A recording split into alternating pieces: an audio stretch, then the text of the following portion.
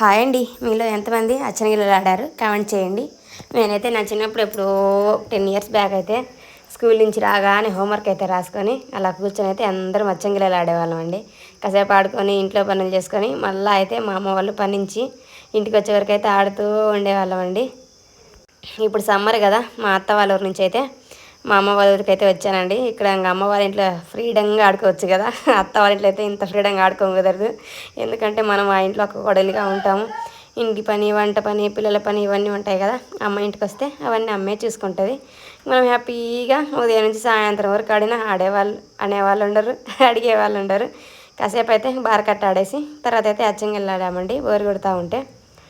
మీలో ఎంతమంది ఆడారో కామెంట్ చేయండి. నేనైతే ఎన్నో సంవత్సరాల నుంచి అయితే ఇప్పుడైతే అచ్చంగిల్లలు ఆడాను. నా వీడియో నచ్చితే లైక్ చేయండి, అలాగే సబ్స్క్రైబ్ చేసుకోండి. Take care, bye bye.